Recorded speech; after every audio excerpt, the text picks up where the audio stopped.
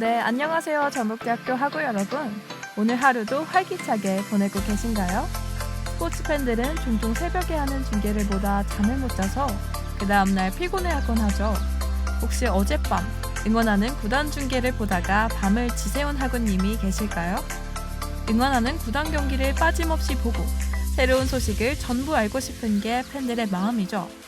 하지만 학교 생활에 아르바이트에 열심히 살아가는 우리는 보고 싶은 스포츠 경기나 소식들을 접하지 못하고 하루를 보낼 때가 많은데요. 그런 아쉬움을 달래기 위해 학우분들이 궁금해할 만한 스포츠 이야기들을 대신 전해드리겠습니다.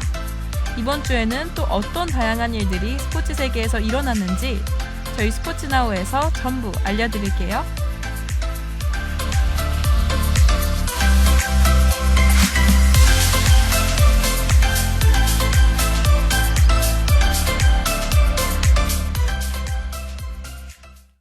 네, 안녕하세요. 전북대학교 학우 여러분.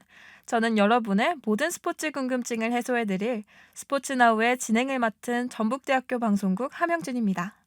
최근 계속되는 비 소식에 몸이 축 늘어지는데요. 높은 습도와 더위에 얼른 비가 멈췄으면 좋겠습니다.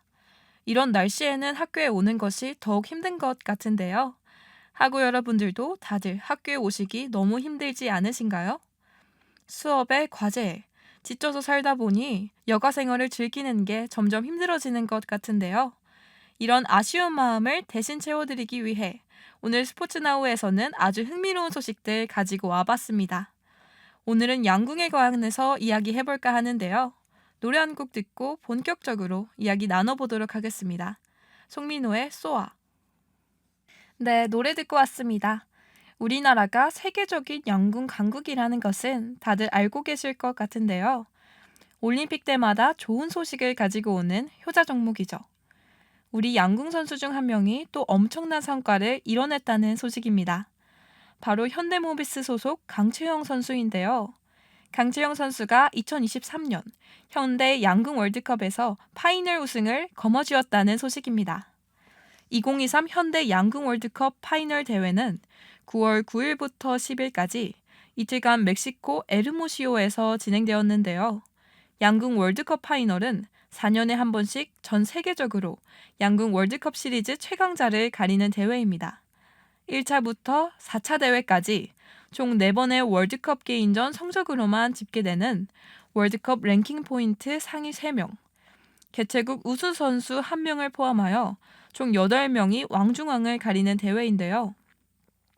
이렇게 엄청난 경쟁률을 자랑하는 대회에서 강채영 선수는 우승을, 같은 종목에서 임시현 선수는 동메달을, 남자부에서는 이우석 선수까지 준우승을 거머쥐며 우리나라 양궁 위상을 다시 한번 드높였다는 소식입니다.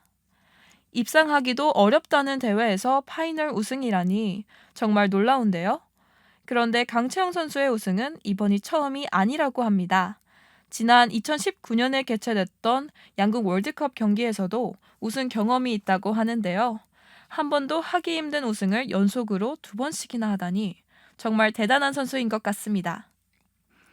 9월 23일부터 개최되는 이번 항저우 아시안게임에서의 활약이 정말 기대되는 선수인데요.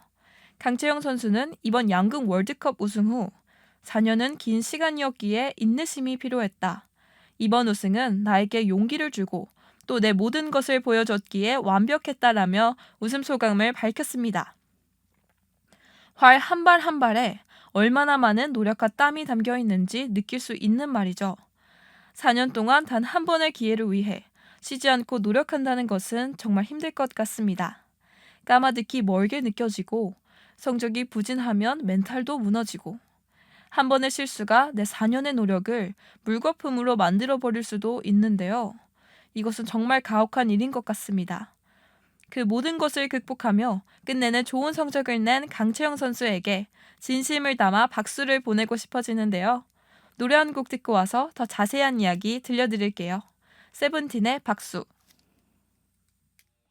네, 노래 듣고 왔습니다.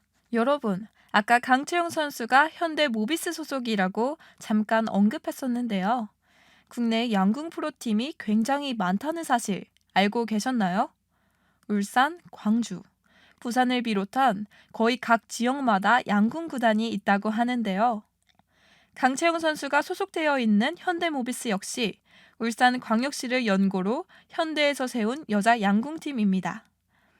1984년 현대전공, 현 현대모비스였던 사장이었던 정몽구 전 회장이 LA올림픽 양궁 여자 개인전에서 대한민국 양궁선수단이 펼친 금빛 대활약을 지켜본 뒤 양궁 선수들을 육성하기로 결심했다고 하는데요.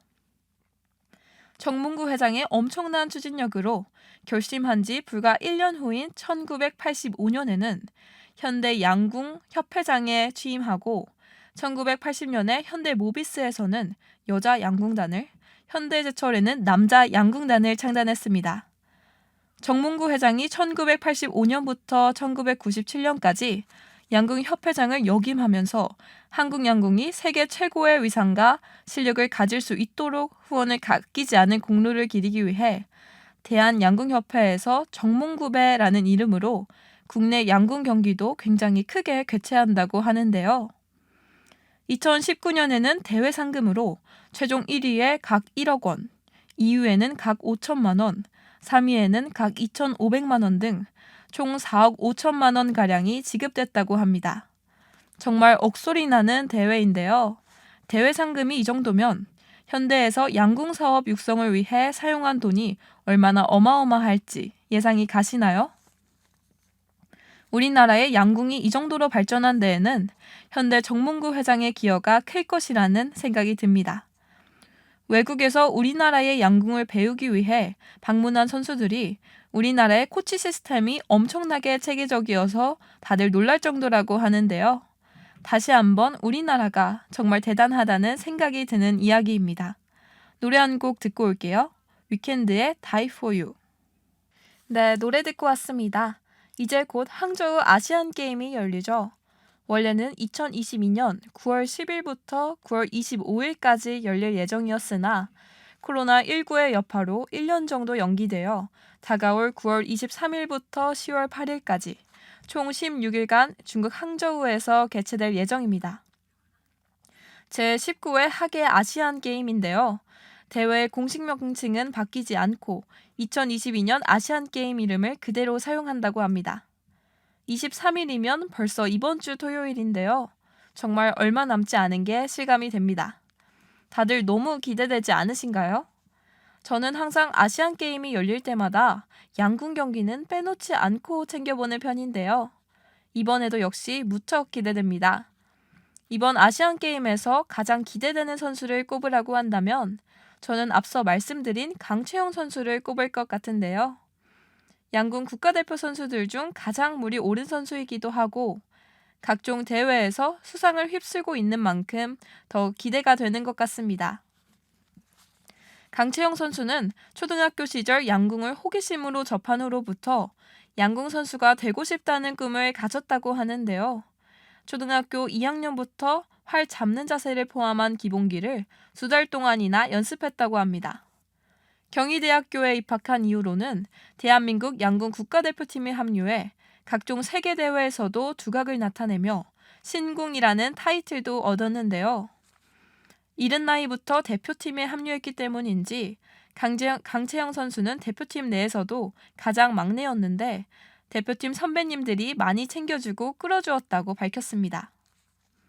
도쿄 올림픽 양궁 3관왕을 휩쓴 안산 선수, 제덕궁녀로 불리며 국민의 귀여움을 한몸에 샀던 김재덕 선수를 비롯한 다양한 스포츠 신의 선수들을 대거 발굴했던 지난 도쿄올림픽 다들 기억하시나요? 강채영 선수도 도쿄올림픽에서 양궁 여자 단체전에 출전하여 안산 선수 그리고 장민희 선수와 함께 금메달을 목에 매달았는데요. 올림픽 사상 최초 여자 단체전 9연패 기록을 달성했었습니다. 이 선수의 역량은 어디까지인지 정말 잠재력과 미래가 무궁무진한 선수 같습니다. 이번 항저우 게임에 기대를 안 할 수가 없겠는데요. 설레는 마음을 가지고 노래 한 곡 듣고 오겠습니다. 오마이걸의 살짝 설렜어.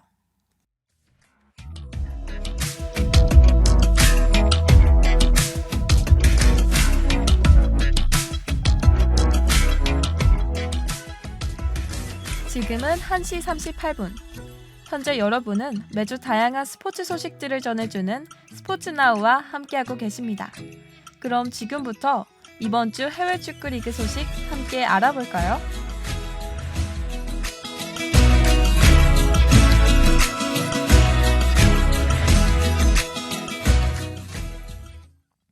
여러분, 혹시 폴 포그바라는 선수 들어보셨나요? 우리나라에서는 그닥 인지도가 높은 선수는 아닌데요. 이탈리아 리그 유벤투스 FC에서 미드필더로 활약하고 있는 선수입니다. 그런데 이 선수, 최근 약물 검사에서 도핑 양성 반응이 나왔다고 하는데요. 지난달 20일 우디네세와의 경기 후 검사에서 테스토스테론이 검출됐다고 밝혀졌습니다. 정작 포그바는 해당 경기에 나서지 않았으나 무작위 도핑 테스트에 뽑혀 약물 양성 반응이 나온 것인데요. 남성 호르몬인 테스토스테론은 대표적인 스테로이드계 성 호르몬인데요. 치료 목적으로도 사용되기지만 동시에 대표적인 강화 목적 약물 중 하나로 꼽힌다고 합니다. 과거 테스토스테론과 각종 중추신경 자극제가 섞이면 근력을 키워주고 폐활량을 늘려주는 효과가 있다는 소식을 시작으로 대표적인 약물로 쓰인다고 하는데요. 처음에는 폴 포그바의 도핑 적발 소식에 다들 허위 사실일 것이라고 생각했다고 합니다. 하지만 이탈리아 반도핑 재판소에 공식 성명이 발표되며 포그바의 약물 사용이 사실임이 밝혀졌는데요. 스포츠 미디아세트는 포그바의 도핑 적발 소식에 대해 세계 반도핑기구 규정상 양성 판정 시 정지 기간은 최대 2년이며 고의성이 입증된 경우 4년까지 선고받을 수 있다고 밝혔습니다. 출전 정지 기간이 4년이 선고되면 은퇴 연령이 낮은 축구리그에서는 사실상 선수 생명이 끝나는 것이라고 볼 수 있을 것 같은데요. 한편 유벤투스 구단에서도 이 소식에 지난 19일 공식 홈페이지를 통해 포그바가 국가 반도핑 조사위원회로부터 예방 차원의 출전 정지 처분을 받았고 이에 관해 구단에서는 어떠한 조치를 취할 것인지 고려 중이라는 입장을 내놓았습니다. 이에 따라 폴 포그바의 연봉은 이탈리아 최저임금 수준으로 삭감됐는데요. 포그바는 이제 매달 2,180유로, 하나로 약 311만 원을 버는 셈입니다. 세계 축구 시장에서 유망받던 폴 포그바의 추락 소식이 굉장히 안타까운데요. 도핑 없이 본인의 노력과 실력으로 최선을 다하는 것이 스포츠인의 기본인 만큼 재발 방지 차원에서 확실한 페널티가 주어져야 할 것으로 보입니다. 스포츠 세계에서 약물이 근절되기를 바랍니다. 노래 한 곡 듣고 와서 오늘의 방송 마무리하겠습니다. 포스트 말론의 Die for me.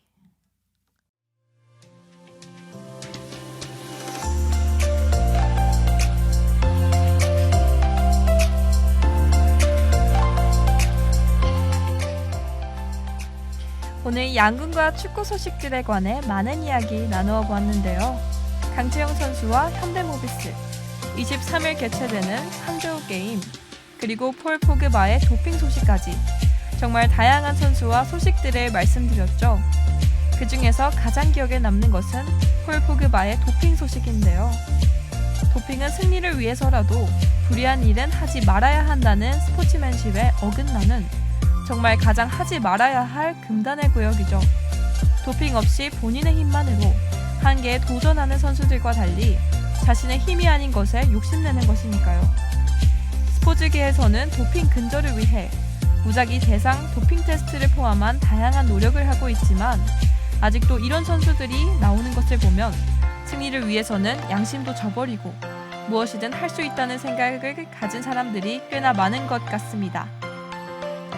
조금 안타깝기도 하고 화도 나는 소식이었는데요.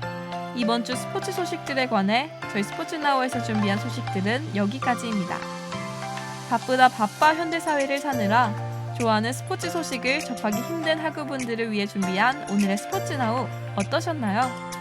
다음 주 이 시간에도 여러분들을 위해 더 재미있고 흥미로운 스포츠 소식들 가지고 오겠습니다.